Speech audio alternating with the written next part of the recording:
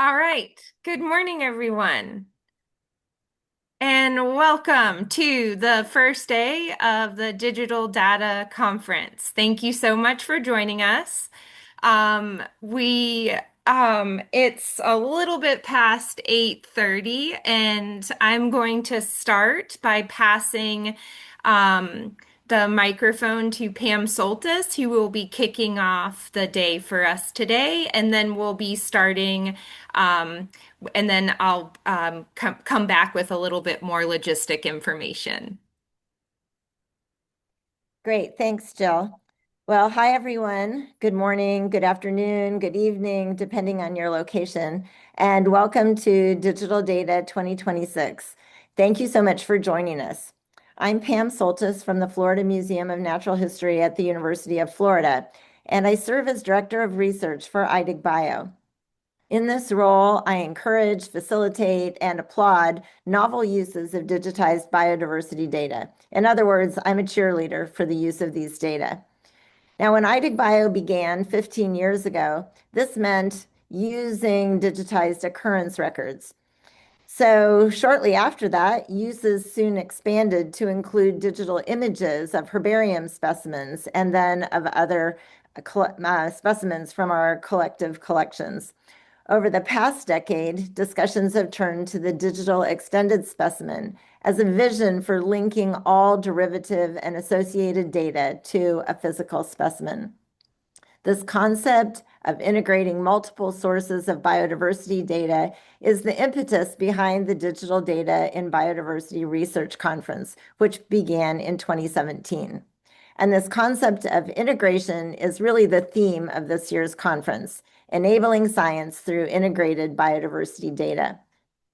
Now, some of you will be aware that IDiGBio's funding from the National Science Foundation is scheduled to expire later this summer as we conclude year 15 of what was designed to be a 10-year funding program. That's right, we're finishing year 15 of a 10-year program. So thanks to the enthusiasm of curators, of collections professionals, of digitizers and users of digitized data, in other words, the entire community, the original program was extended for another 5 years, this time in collaboration with the Symbiota Support Hub.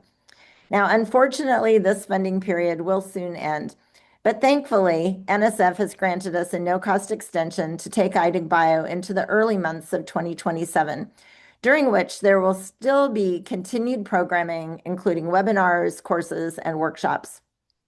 Libby Elwood, who has taken over leadership of IDiGBio, will say more about IDiGBio's past and transition to the future in her presentation on Thursday. Now, at this time, I think it would be appropriate to thank Gil Nelson for his outstanding leadership of IDiGBio and of our community since 2019. So Gil, thanks so much for all you've done, and we really appreciate all of your efforts. So what's the plan for the next few days? Well, we have a great lineup planned for this year's conference. There will be 2 keynote lectures each day, along with contributed oral presentations, posters, workshops, discussion sessions, and exhibits. We'll hear more about how to access all of these different types of sessions from Jill in just a few minutes. Now, we're fortunate to have presenters and audience members from around the world, spanning many countries, continents, and time zones. We know some of you won't be able to attend the entire conference live, but don't worry. You won't have to miss a single minute of this year's content because all sessions will be recorded and made available for asynchronous viewing. Now I'd like to take a moment to thank IDiGBio's partners for this year's Digital Data Conference.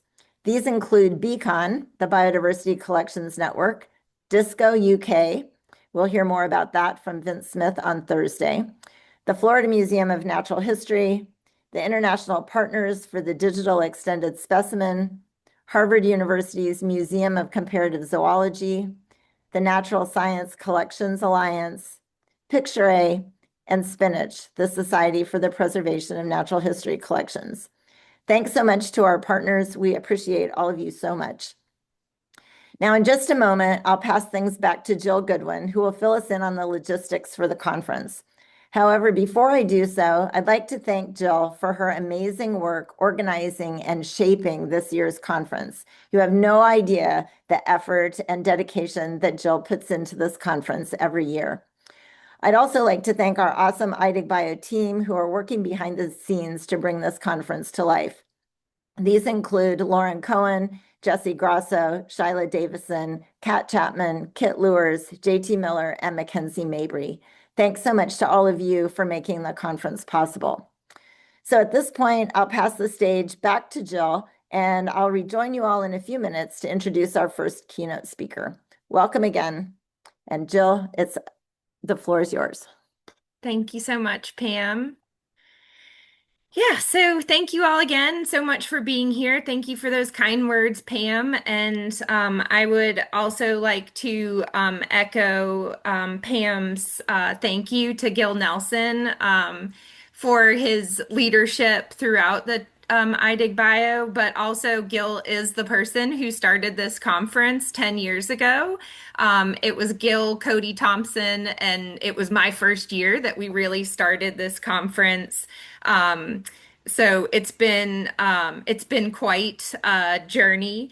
But we've had this is our 10th year. I'd like to thank all of the different leaders and partners who have supported this conference over the years.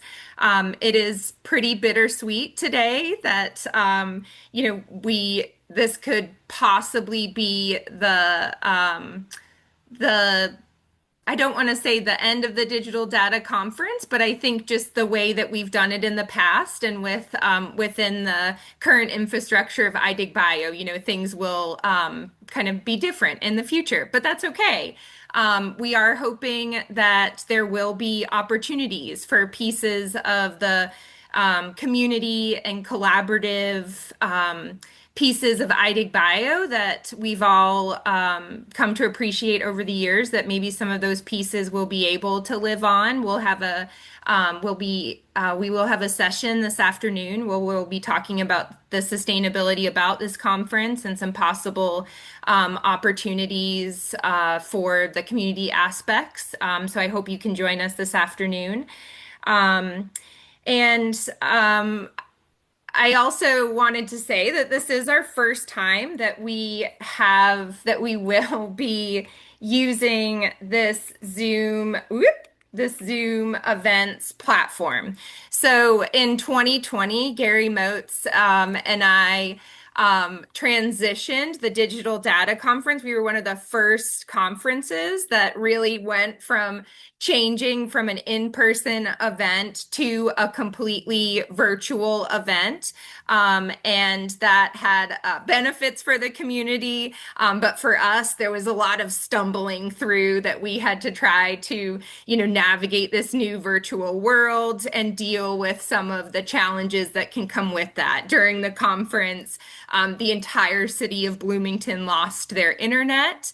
And we had to troubleshoot, kind of on the fly. So this is a new platform. So even though we are very familiar with living now within a virtual world and navigating these platforms, this will be a little bit different than what we have done before. So one, we ask for your patience, but I also wanted to kind of orient you a little bit to what this platform offers. So, if you are currently in the lobby right now, you can stay within the lobby. You can watch the sessions from the lobby, and you will go from one session to the next. And will be able to watch from the lobby. If you want to participate within a session, that's where that join option comes in, where you can ask questions within Q&A. A lot of the sessions will be in a meeting format. So if you want to participate in the discussion, you want to make sure that you join that room. Every event that is on the agenda will be a separate room. So this is kind of similar to how breakout rooms typically work within Zoom, that you will move from one to another. So we do not have concurrent sessions there that are happening, that sessions are competing within the program. So they should be able to go one right after the other. And so if you want to join those sessions and be there in person, that's when you can join. But in a second, I will be closing this room. I will be passing it. We will be heading to Sam Brockington's room for for the first plenary speaker. If you want to be in there and be able to ask questions, I encourage you to join, or if not, you can hang out in the lobby. But I thank you all so much for your participation in this conference, for being here today. I'm looking forward to a wonderful 3 days. We have hundreds of attendees. I haven't checked the latest numbers, but as of yesterday, we had about 400 people that were registered from about a dozen different countries. So I encourage to see, looking forward to seeing the conversation that happens from here. So I'm going to now close this room and we're going to head to Sam Brockington's presentation for the first plenary speaker. So thank you all so much again for being here, and I'm looking forward to a fantastic event. Thank you so much.